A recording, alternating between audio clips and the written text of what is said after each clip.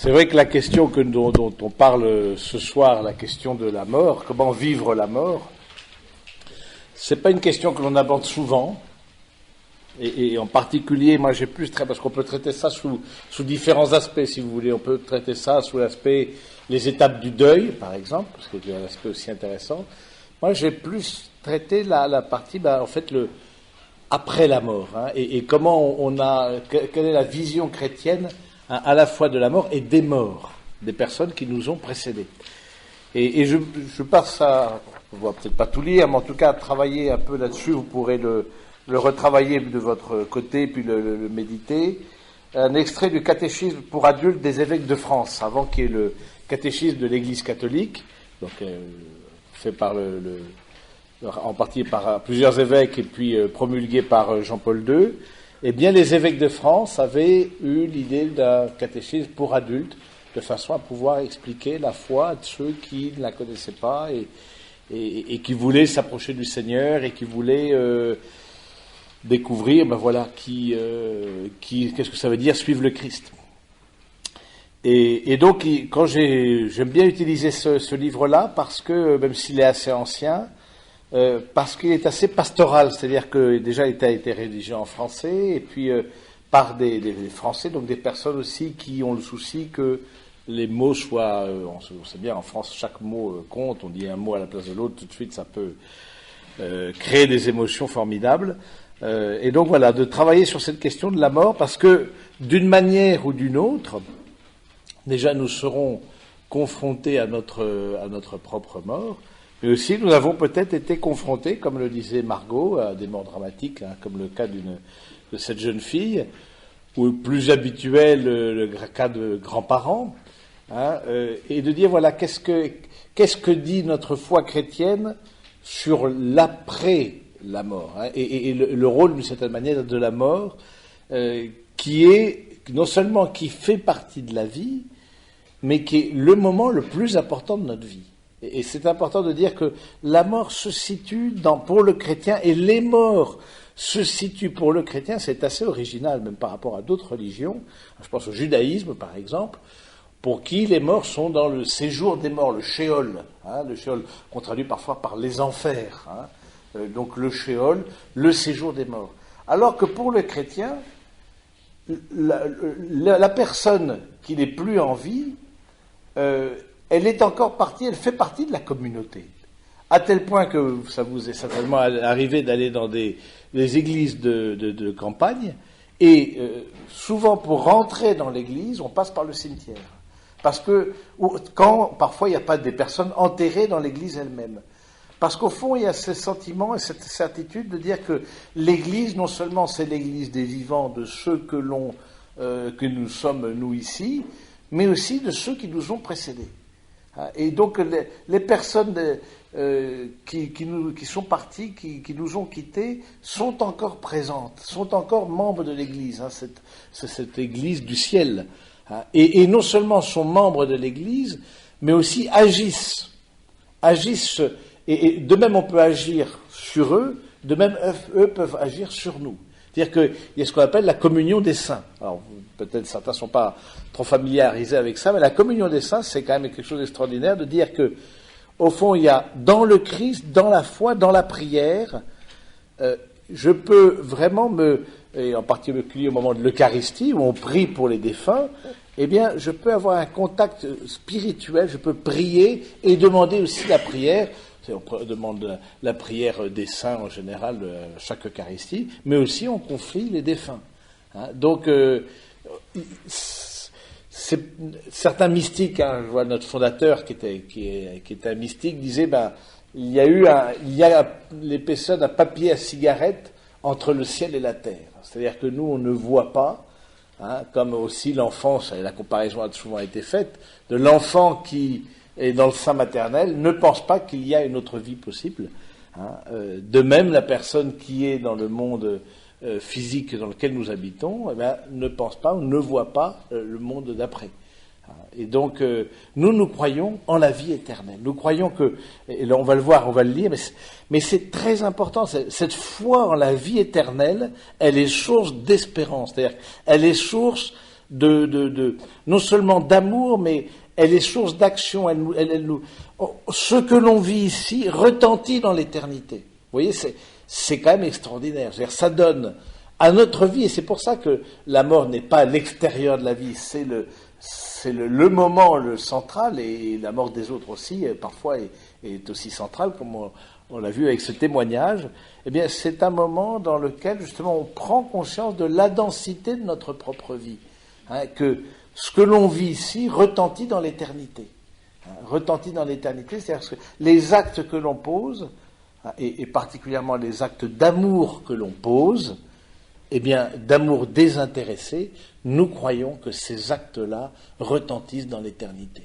Parce qu'il n'y a que l'amour qui rentre au ciel, c'est-à-dire dans la communion avec Dieu, et que ces actes d'amour contribuent, on peut dire, à la beauté à la fois de Dieu, à la manifestation de la beauté de Dieu.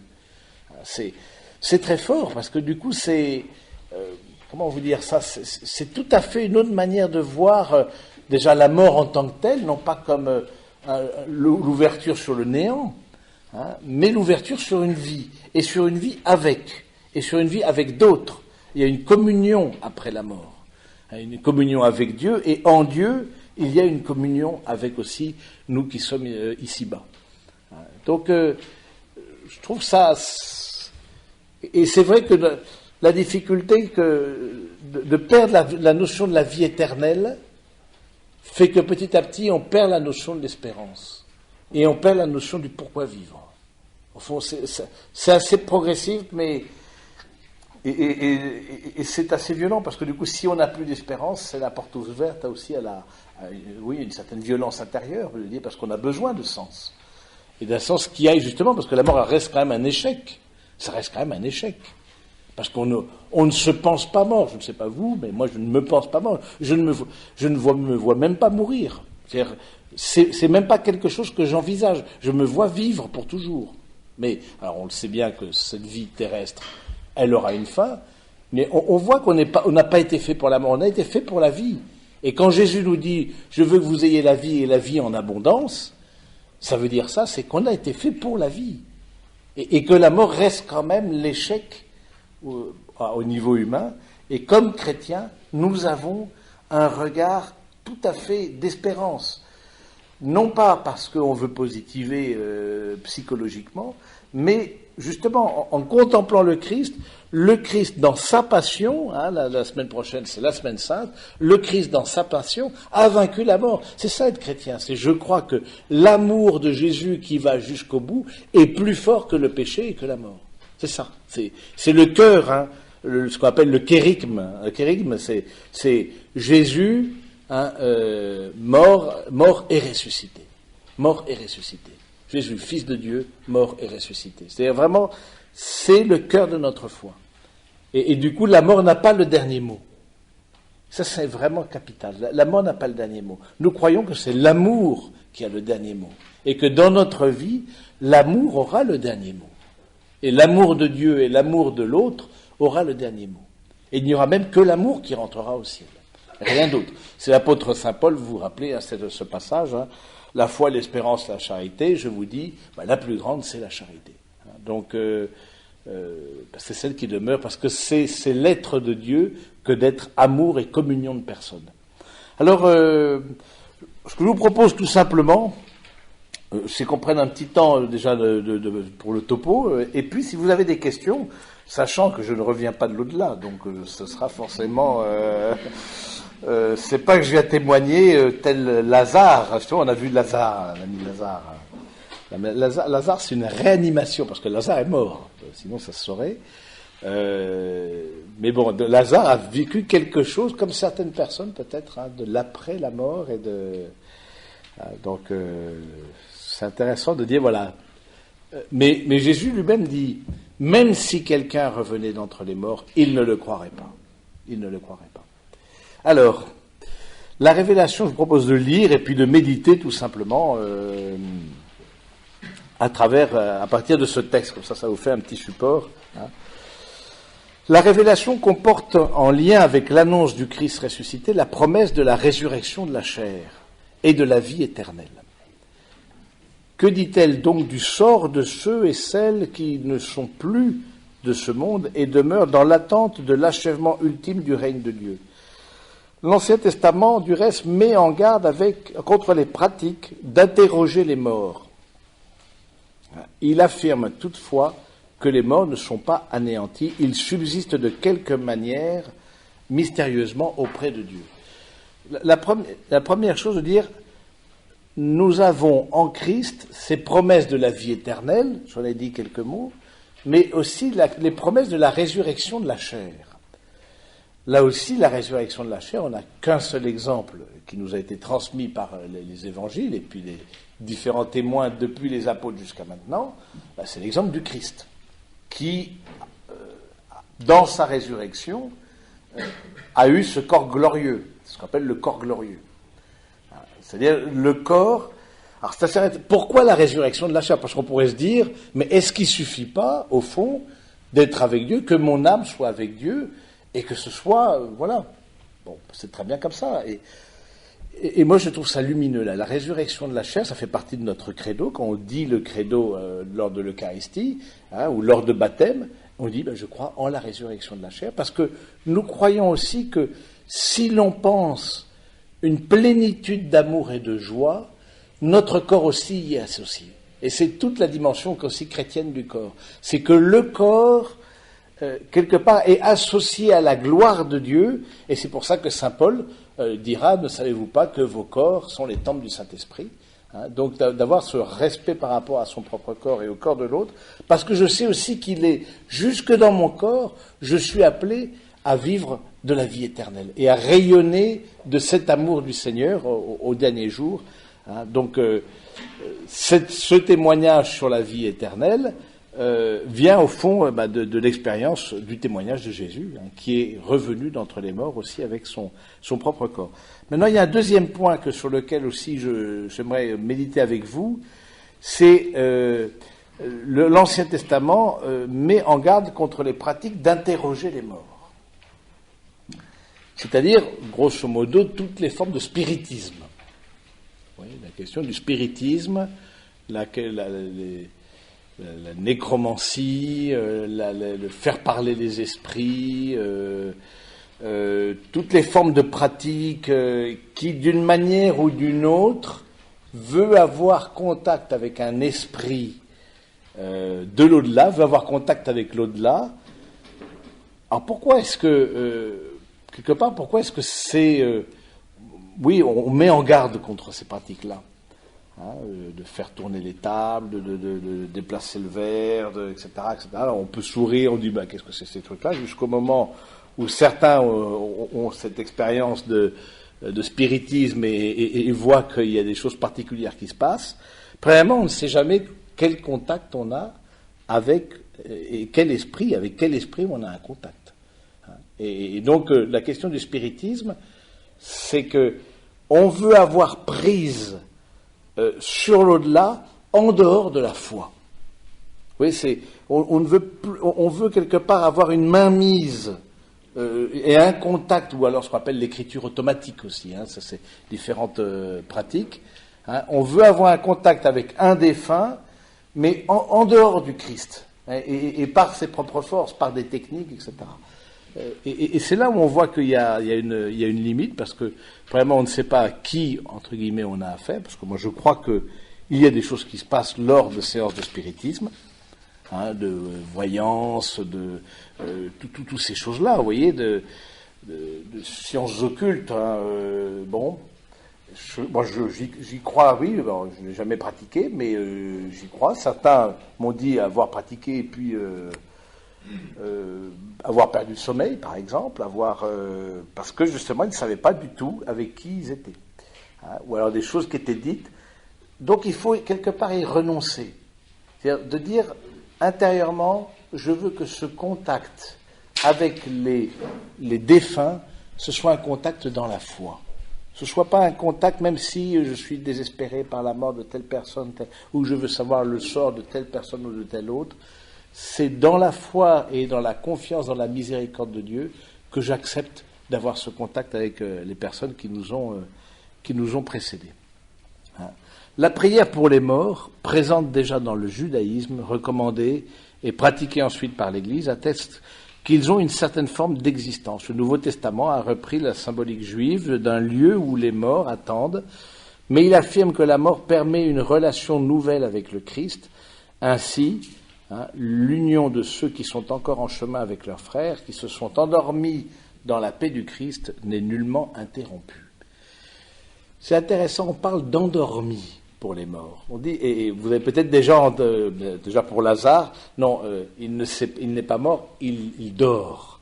Parce qu'il y a cette certitude, cette confiance que un jour, nous allons pouvoir avoir un contact avec ceux qui nous ont précédés en Christ, que le Christ, au fond, vient au jour dernier, au jugement dernier, ressusciter et juger les vivants et les morts. C'est-à-dire, dans le Christ, il y a cette plénitude. Nous croyons que le monde a un commencement dans la Genèse, mais nous croyons aussi qu'il a une fin. Et donc, du coup, c'est intéressant de se dire que la relation que je peux avoir avec, je l'ai dit quelques mots, avec les défunts, mais elle ne s'interrompt pas. Elle continue dans le Seigneur, elle continue dans la prière, elle continue dans la vie de foi. Et ça, je crois que c'est... je crois que, par exemple, peut-être certains le font, qui est là, pour le coup, une pratique qui, au contraire, nous fait grandir spirituellement, de demander la prière des personnes qui nous ont précédés. D'invoquer les personnes qui nous ont précédés, dont nous croyons qu'elles sont déjà auprès du Seigneur, parce que, bon, on pense vraiment que ces personnes-là, voilà, d'une manière ou d'une autre, ont une vie qui, ont permis un accès à la plénitude de la grâce et à la communion avec le Seigneur. Mais voilà, de dire, est-ce que je fais appel dans la foi et dans la foi de l'Église et dans la foi dans les paroles du Christ à ceux qui m'ont précédé? Est-ce que quelque part, je les sollicite, je leur demande, c'est le rôle des saints, en tout cas, quand l'Église canonise, c'est qu'elle donne à une personne, dit, cette personne-là, c'est un chemin sûr pour aller vers le Seigneur. C'est une personne qui vous aidera dans votre vie spirituelle et dans votre cheminement de foi. Alors, je crois que ça donne une grande espérance, justement, de dire que ce lien, il n'est pas interrompu, c'est un lien qui reste dans la foi de l'Église et puis dans la foi de ceux qui nous ont précédés. L'immortalité de l'âme. Ça, d'abord, pour parler de lien avec les gens qui nous ont précédés, c'est la base, je veux dire, c'est l'immortalité de l'âme. En accueillant cette vérité qu'à la mort, la vie humaine n'est pas totalement détruite, qu'elle est transformée dans une communion nouvelle avec Dieu, l'Église soutient que subsiste après la mort un élément spirituel traditionnellement appelé âme. En relation avec le Dieu immortel qui l'a créé, l'âme est elle-même immortelle. Alors ça, je crois que c'est vraiment... parce que là, on voit bien, il y a deux positions. On voit bien parmi nos contemporains. Il y a ceux qui ne croient pas en l'immortalité de l'âme, et je ne parle pas de réalité de vie de foi, c'est-à-dire que l'immortalité de l'âme est aussi une question philosophique. Je crois que dans la personne humaine, il y a quelque chose qui transcende la matière. C'est ça que ça veut dire. On ne parle pas de foi en tant que telle, de révélation. Je crois qu'au sein de la personne humaine, l'âme qui est composée de l'intelligence, de la volonté, la capacité de connaître, la capacité d'aimer, transcende la matière. C'est-à-dire, même si la matière tombe elle-même en loques et se dissout, je crois, cette réalité spirituelle habite le cœur de chaque personne humaine. D'autres diront non. Je crois au contraire que la personne humaine se réduit à la matière. Et que quand la matière s'effondre, c'est toute la personne humaine qui s'effondre. Il n'y a rien qui subsiste après. Donc vous voyez, vous avez deux positions philosophiques. Il y a les spiritualistes ou les spirituels qui disent, après, ensuite, je pense à un Platon, par exemple, qui n'était pas, c'était sa philosophie, justement, qui disait au contraire, le vrai monde, c'est le monde d'après. Ça vous rappelle un peu l'étude de philosophie pour ceux qui ont fait un peu ou qui ont retravaillé les choses. Le vrai monde, c'est le monde d'après. Donc Platon, par exemple, Platon et Aristote, etc., vont dans le sens de dire, voilà, l'âme va au-delà du corps, va quelque part et subsiste après le corps, alors que d'autres disent, voilà, ça s'arrête. Je crois que par rapport à ça, alors comme chrétien, alors le fait d'avoir la foi aussi rajoute d'une certaine manière une dimension supplémentaire, mais c'est important, et ce qui fait souvent la difficulté avec des gens qui ne croient pas. Par exemple, le fait de ne pas croire à la vie éternelle change quand même beaucoup dans la vie tout court. Parce que, justement, même si je crois en la vie, même si je crois en l'amour, même si je crois en la beauté, etc., quelque part, il y a une forme de... Oui, il y a une fin, puis il n'y a plus rien après. Mangeons, buvons, festoyons, de toute façon, après, c'est rideau.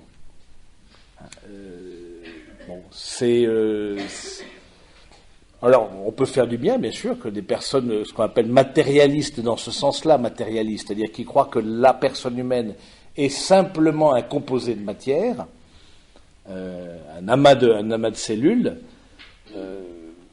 un amas ordonné de cellules, ordonné par le hasard et la nécessité, et non pas par un plan particulier d'une personne particulière. Et vous voyez tout de suite les conséquences que ça peut avoir en bioéthique, par exemple. Si je crois que la personne humaine, dès sa conception, porte quelque chose qui transcende la matière, je n'aurai pas le même regard sur l'embryon que si je ne le crois pas. Et donc, du coup, je crois que c'est de dire cette immortalité de l'âme, alors là, dans une dimension de foi, en relation avec le Dieu immortel qu'il a créé, nous, quelque part, nous portons en nous-mêmes cette trace d'immortalité, cette trace d'éternité, qui est un des signes de la création de Dieu, qu'on est créé à l'image, à la ressemblance de Dieu, parce que précisément, on porte quelque chose de l'éternité qui habite Dieu, en nous-mêmes. Le mot âme est à entendre dans le sens utilisé par l'écriture et la tradition, à savoir comme le principe spirituel et vital de la personne humaine, source de son unité, et non comme une partie de l'homme à côté du corps. L'homme est corps et âme, mais vraiment un. Alors ça, c'est aussi un point qui est important. C'est-à-dire que mon âme, le corps, contrairement à ce que pensait Platon, le corps n'est pas la prison de l'âme. Oui, il ne faut pas voir l'âme comme prisonnière désirant l'au-delà et mon pauvre corps mortel et charnel me tire vers le bas. C'est pas la vision chrétienne en tout cas. Au contraire, c'est que corps et âme, je forme une personne humaine. Il y a une unité. Ce que je vis avec mon corps retentit sur ma capacité d'aimer, sur ma capacité de connaître, sur mon âme. Et ce que je vis spirituellement avec mon âme, eh bien, retentit aussi sur mon corps. Ce qu'on appelle en psychologie les maladies, comment on dit ça, psychosomatiques. Parce qu'il y a justement une unité entre l'âme et le corps. Il n'y a pas ce qu'on appelle le dualisme. Il y a une unité, et je crois que ça donne aussi une unité à notre vie. De dire, voilà, cette unité âme et corps, là aussi, nous donne une manière de vivre assez particulière, somme toute, parce que j'ai à respecter ces composantes de ce qu'est ma personne particulière. Alors j'en pensais aussi, pour pas parler d'autre chose, c'est la réincarnation. La résurrection n'est pas la réincarnation. Précisément à cause de ça. C'est que mon corps est à l'image de mon âme, et mon âme à l'image de mon corps. Et il serait absolument impensable que qu'une âme vienne habiter un autre corps dont il n'a pas été, durant la terre, au principe de vie, et que, au contraire, je me réincarne dans un corps qui soit tout à fait étranger à moi. Parce qu'il y a cette unité entre les deux qui fait que... Alors, a fortiori, la réincarnation, alors si j'étais sage, bon, c'est une personne humaine qui est, voilà, plus avancée, et puis si je n'ai pas été sage, je peux aller même jusque dans le règne animal, etc. C'est absolument impensable. Je veux dire, c'est complètement impensable de penser qu'une âme qui est capable de connaître et d'aimer puisse habiter autre chose qu'un corps dont elle a été, au fond, le principe de vie. Donc, vous voyez, la résurrection, c'est je garde ma personnalité au ciel. Non, mais ça je ne sais pas si vous avez jamais pensé ça. Alors, je garde ma personnalité au ciel. Et Jésus ressuscite avec son propre corps. La preuve, voici, mets tes doigts dans les trous de mes mains, mets ta main dans Il a quand même son corps glorieux. Ah, il y a un corps glorieux, mais quand même, c'est son corps. Et du coup, on va avoir la même personnalité, vraiment? Alors, aussi, est-ce qu'on va avoir un même corps? Parce que ça peut. Est-ce que si on est tout mince, on va ressusciter mince? Est-ce que ceux qui ont quelques kilos de trop ressuscitent avec des kilos de trop? Est-ce que, en même temps, je trouve ça très beau que le Christ, en même temps, c'est une autre réalité. C'est pour ça que les mots nous manquent quelque part, parce que on parle d'une réalité transcendante dont personne ici n'a l'expérience. Et donc, on n'a que le Christ. En même temps, c'est une autre réalité, mais en même temps, c'est vraiment son corps. Mais justement, mais pour le toucher, il faut la foi. Pour toucher ce corps-là, ce n'est pas simplement un regard humain qu'il faut, il faut un regard aussi de foi. La preuve, vous voyez, par exemple, les témoins d'Emmaüs, les témoins d'Emmaüs, ils le reconnurent à la fraction du pain. C'est-à-dire qu'avant, il marchait avec eux et il leur commentait les Écritures. Mais tu es bien le seul à Jérusalem à ne pas savoir ce qui s'est passé ces jours-ci, etc. Tu es un peu déconnecté. Jusqu'au moment où il partage le pain avec qui seront ensuite les disciples de l'Emmaüs, et ils le reconnurent, et ils disparurent à leurs yeux, comme pour dire que l'Eucharistie va être le lieu, justement, ce fruit de la terre et du travail de l'homme, va être le lieu aussi de la rencontre avec Dieu. On ressuscite. Alors, en même temps, est-ce qu'on garde sa même personnalité? Là encore, je n'ai pas d'expérience mystique particulière, mais je ne m'imagine pas avoir on garde la même intelligence, on garde la même capacité d'aimer, elle est purifiée quelque part. Moi, j'imagine ça comme étant purifiée par l'amour de Dieu, comme étant mise dans l'amour et éclairée par la communion avec Dieu. Moi, j'ai ça. Moi, je vois ça comme ça. Mais je reste capable. Je reste avec mon intelligence. C'est pas une autre intelligence. C'est pas une autre volonté c'est pas une autre âme quelque part qui serait autre que moi. Je veux dire que ça n'aurait aucun sens. Parce que, vous voyez, c'est tout à fait différent de philosophie asiatique, par exemple. Certaines philosophies asiatiques croient que, au fond, on va se dissoudre dans le grand tout. Vous voyez, on va vers un grand tout, et un panthéisme, en tout cas, un panthéisme, c'est-à-dire que toute chose est Dieu, et je vais vers toute chose, et je vais rejoindre ce grand flux d'énergie qu'est Dieu, et nous ne croyons pas du tout ça. Nous ne croyons pas du tout ça. Nous croyons que nous restons, notre personnalité, notre âme, et notre personnalité, on le sait bien, émue par notre capacité d'aimer et de connaître, reste, perdure. Nous existons vraiment. Alors, c'est intéressant de voir ça, parce que il y a eu un livre qui est sorti un dialogue entre l'abbé de Solesmes, le père abbé de Solesmes, et le grand Dalai Lama. Donc voilà, et de dire, voilà, quelles sont vos vision un peu de la mort, vision de la vie, etc. Au bout de 4 heures d'entretien, le père abbé pose la question: est-ce que nous existons vraiment? Et l'autre de répondre: je n'en suis pas sûr. D'accord, ok. Donc, est-ce que tout n'est pas illusion? Est-ce que moi, comme personne, j'en suis pas sûr. J'en suis pas sûr parce que je vais le nirvana va être vraiment cette participation. Bon, je connais mal, ceux qui connaissent mieux pourraient me compléter tranquillement, mais cette participation à un grand tout, mais et dans lequel je vais me dissoudre quelque part, auquel je participe, et chaque chose est Dieu, et donc du coup, et Dieu est dans chaque chose. Donc nous croyons que Dieu est un Dieu personnel, et que la personne est faite pour la communion avec la personne, qu'elle soit humaine ou divine. L'amour, c'est une communion de personnes.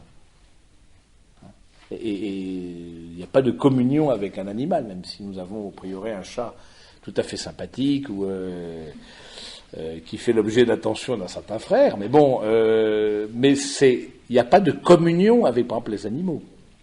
Il n'y a pas de communion comme entre personnes. Il y a une relation, oui, mais il n'y a pas de communion. De même avec les végétaux, avec les minéraux, etc. Donc, la personne est faite pour la personne. Elle est faite pour... Et qu'elle soit personne humaine ou qu'elle soit personne divine. Donc nous demeurons dans l'éternité avec aussi les actes que nous aurons posés, et puis d'où l'importance de la conversion. Si on est dans ce temps de carême, c'est de se dire, justement, ce temps de conversion à l'amour, ou de conversion intérieure, où je demande au Seigneur de venir purifier mon cœur pour que c'est parfois ces blessures, ces manques d'amour, etc., je ne les retrouve pas quelque part au ciel, parce que j'en sois... mais aussi, alors, il y a une autre chose qui est intéressante, c'est la connaissance de Dieu que j'ai sur terre, évidemment, me donne une communion bien plus plénière dans l'au-delà. Parce que précisément, j'aurais pris du temps, pour connaître qui est le Seigneur, et ce développement de la connaissance de Dieu entraînera, évidemment, les saints ont une communion, même si chacun a une communion plénière, mais il y a une communion surabondante des saints, parce que leur vie a été en fonction du Seigneur. Donc, quelque part, c'est ça, ce que les actes, encore une fois, que je pose ici-bas, prépare cette communion, mais c'est très beau, c'est extraordinaire, ça prépare ici-bas la communion que je vais avoir.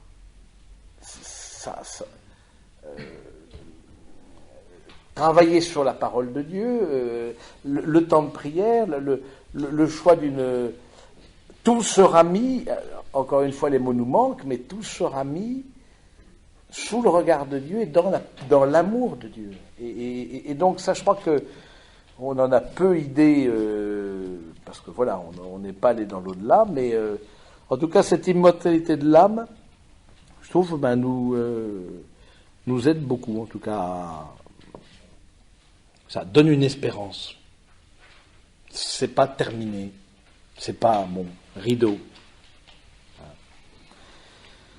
Ensuite, je ne termine pas, je vais avancer un peu. Le jugement particulier, c'est assez intéressant. Au moment de la mort, l'existence de chaque homme est placée sous la lumière de Dieu, et cette lumière de Dieu éclaire tout ce qui a été vécu. C'est ce que l'on appelle le jugement particulier. Le jugement particulier, il concerne chacun au moment de sa mort, n'attend pas la fin des temps.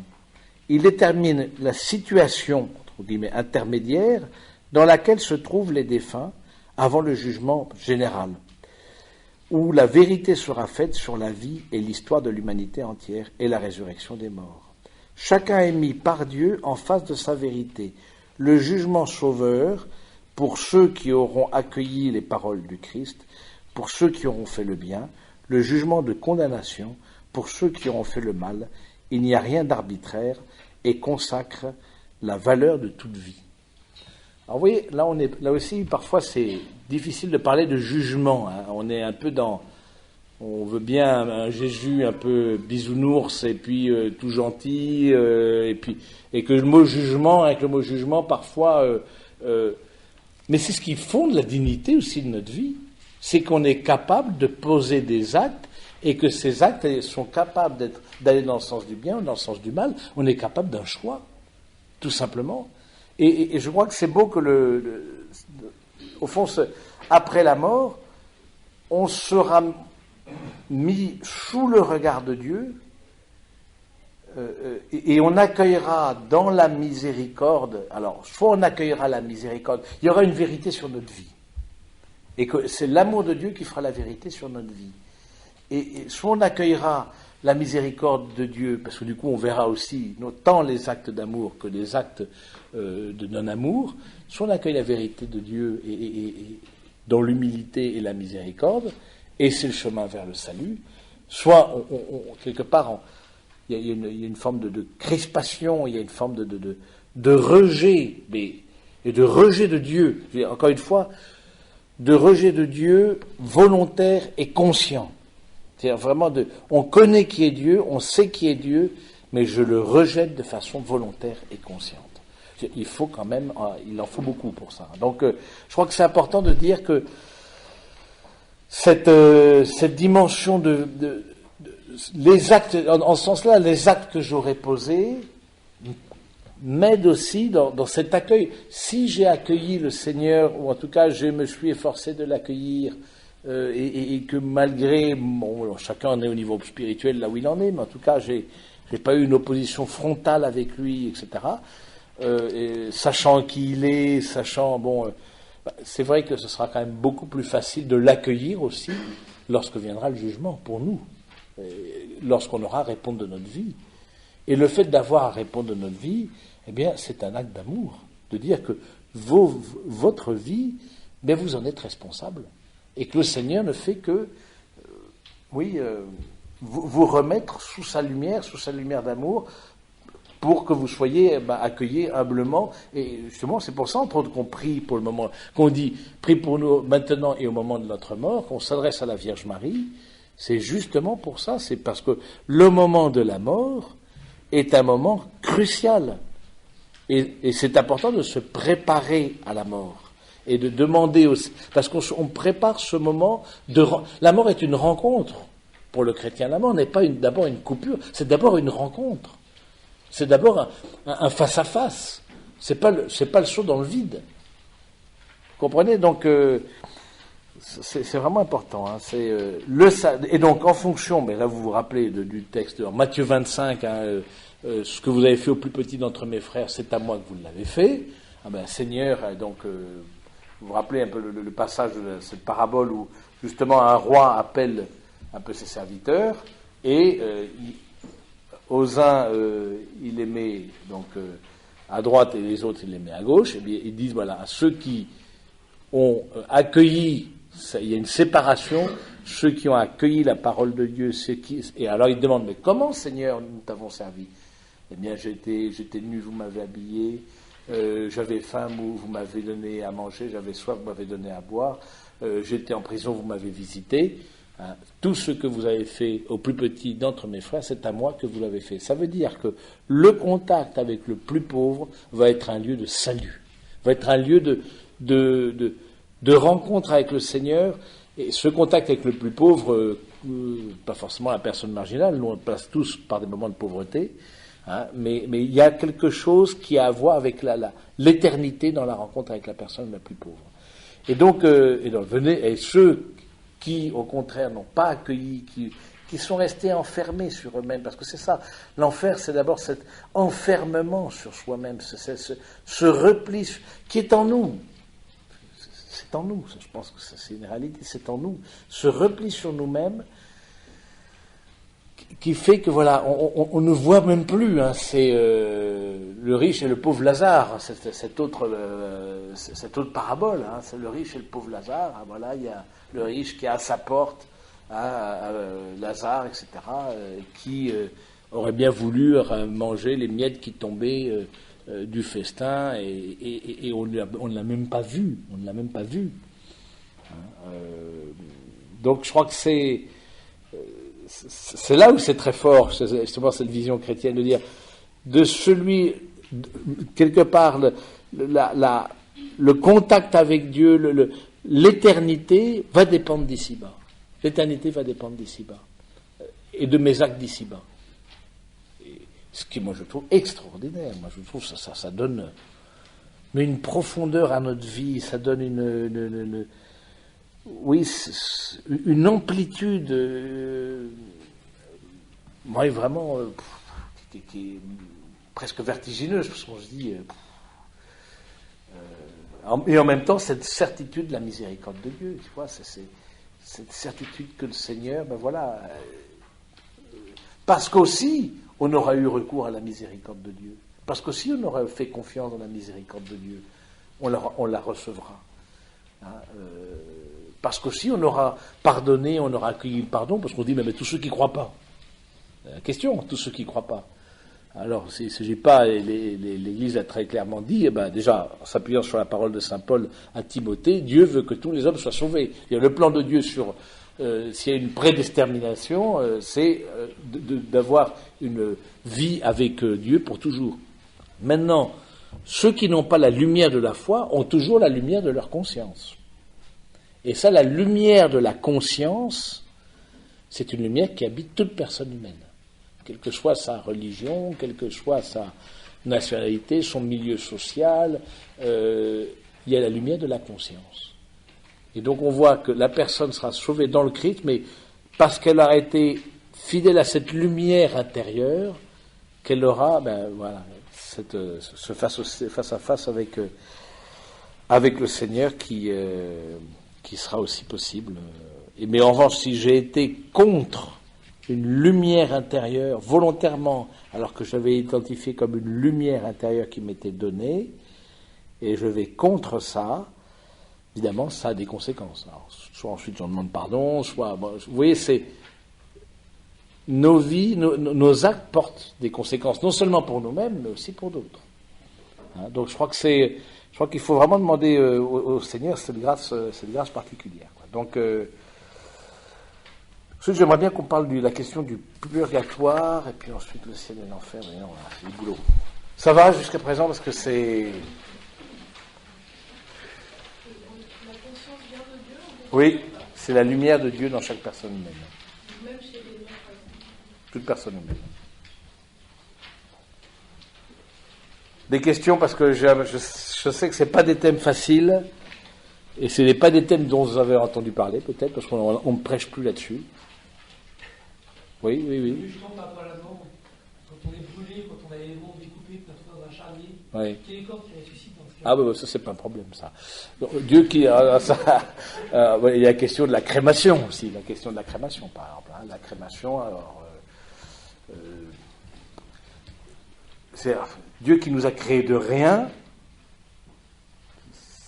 C'est là où je crois qu'il faut rentrer dans d'autres catégories, parce que c'est pas quand on va récupérer les os de la personne, non, ça n'a pas de sens.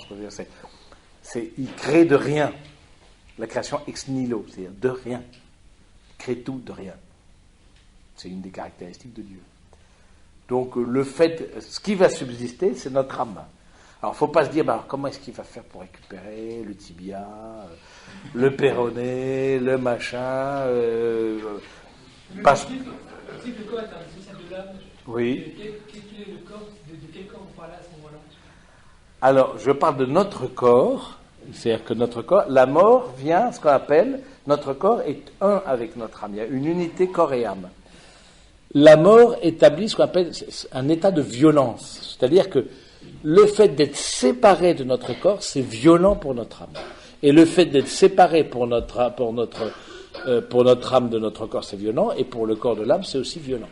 C'est cette séparation qu'est la mort. Donc, notre corps mortel, va terminer en poussière, bon. L'âme demeure. À la résurrection des morts, nous ressuscitons avec un corps qui transparaît de la lumière du Seigneur.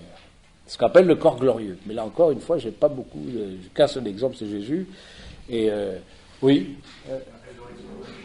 Oui, c'est ça, c'est la résurrection de la chair. C'est ce qu'on appelle la résurrection de la chair. Ça, oui. Et moi, je trouve une chose, ça paraît, on se dit, mais comment est-ce qu'il va faire, grosso modo? Parce qu'on se dit, s'il y a un bonheur parfait, je ne l'imagine pas sans mon corps. Oui, s'il y a un paradis, je ne l'imagine pas sans mon corps. Quelque part, l'âme sans le corps est incomplète. Oui. Juste une question par exemple, mais pour un mort-né, par exemple, quelle est sa personnalité? Est-ce que soit il y a une prédestination, Oui. ou comment est-ce que ça se dit? Parce que la personnalité n'est pas la même à un an, à 5 Non, ans. non, c'est sûr. Puis elle ne sera pas la même ensuite avec le vieillissement. Pour un moment donné, je veux dire, on les appelle souvent des anges. Hein, il y a le carré des anges, hein, c'est ce que souvent on emploie ce terme-là. D'une certaine manière, il arrive au paradis d'une certaine forme de virginité, quoi. Donc, je ne vois pas trop pourquoi il n'y a pas eu d'acte posé, il n'y a pas eu de. Bon, je crois qu'une personne qui on croit que c'est une personne, d'abord. Hein, une personne. Du coup, il peut y avoir un enterrement, et puis même en ce moment, c'est aussi intéressant, c'est toujours très intéressant ces questions-là, on peut même l'inscrire sur le livret de famille civil. On ne peut pas être baptisé, parce qu'on ne peut pas baptiser un mort, par définition, mais il est inscrit sur le livret de famille. C'est-à-dire que nous croyons qu'il sera avec Dieu, quoi, grosso modo, parce qu'on ne voit pas de raison objective contraire à ce qu'il ne soit pas avec Dieu. Mais il sera avec sa personnalité d'enfant, de mort-né, avec ce qu'il est. Bon, il a une âme, une intelligence qui n'a pas pu s'exercer, une capacité d'aimer qui n'a pas pu s'exercer, mais il y a une potentialité qui est là et qui ira vers le Seigneur. Oui. On parle de la vie sur Terre comme un pèlerinage. Oui. Est-ce que la vie, est-ce qu'on continue à évoluer, à grandir, Ah. Alors, ça c'est intéressant ça. Est-ce qu'on continue est-ce qu'il y a encore un cheminement après la mort? Ça, je ne sais pas. Je pense que, en tout cas, ce qui est clair, c'est que l'amour de Dieu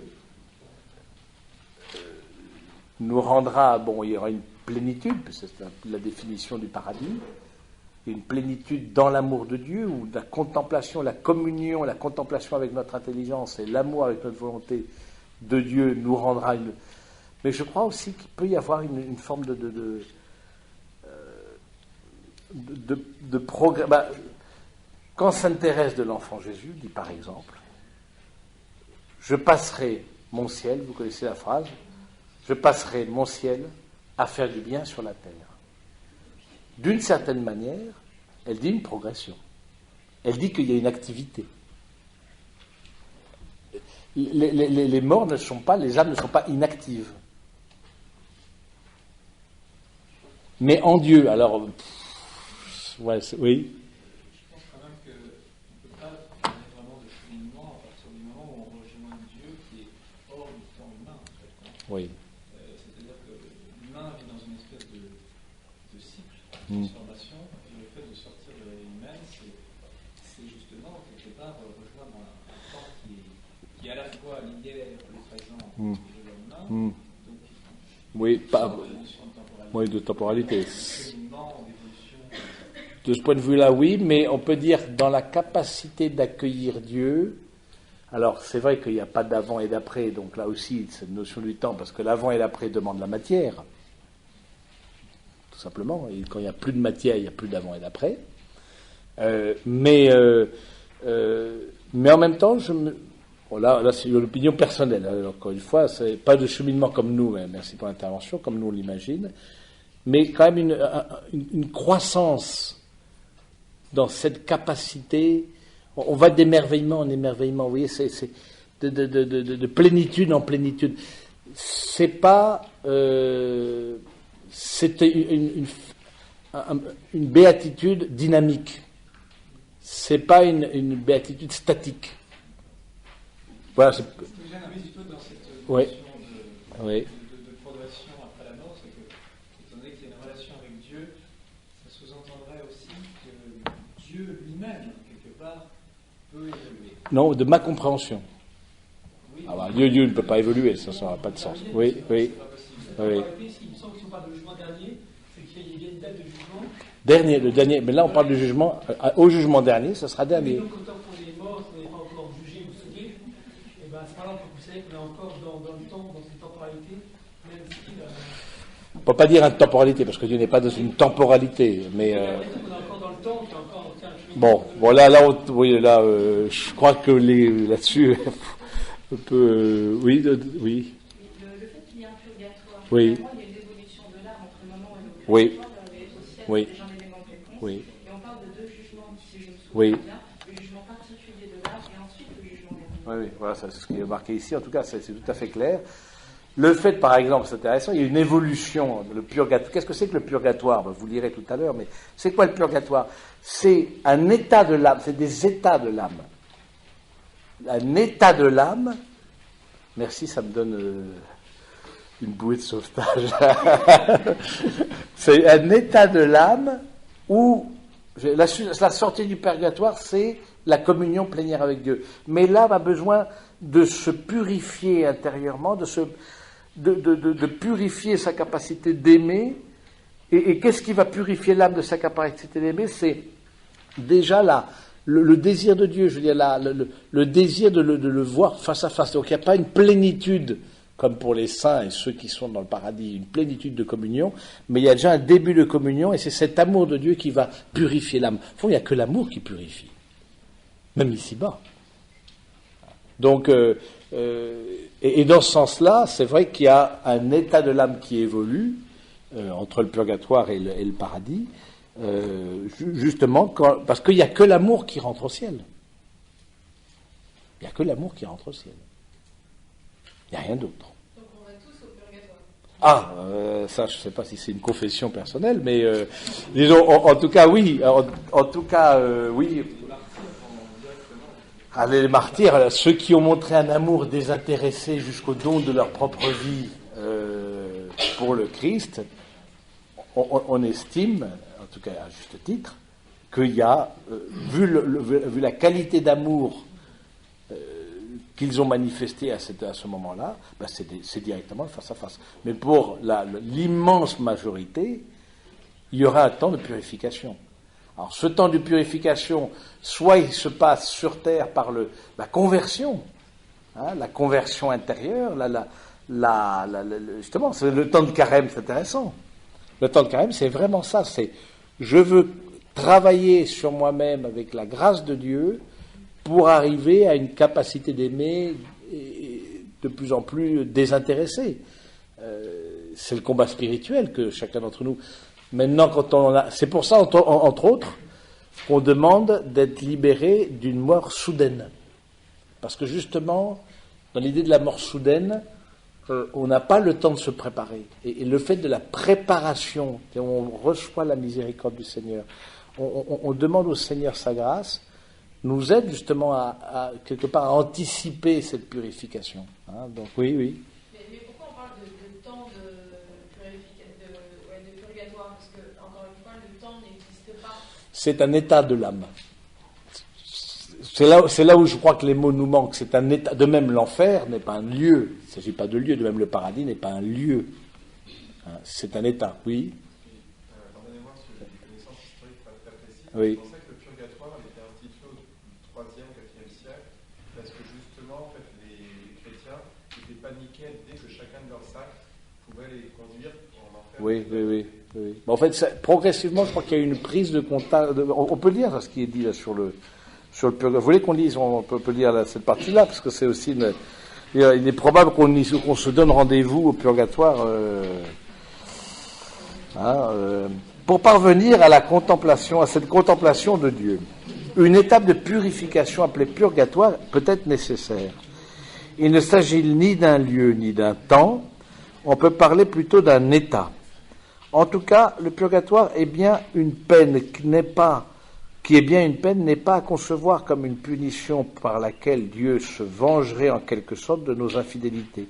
La communion avec Dieu dans laquelle nous introduit la mort nous fait prendre conscience douloureusement de nos imperfections et de nos refus d'aimer et du besoin de nous laisser purifier par la puissance salvatrice du Christ. C'est Dieu lui-même qui purifie et transforme l'âme, mais la tradition de l'Église catholique affirme que ceux qui sont au purgatoire bénéficient des prières et des supplications adressées à leur faveur à Dieu par leurs frères et aussi de l'intercession des saints qui sont introduits dans la béatitude de la vision de Dieu.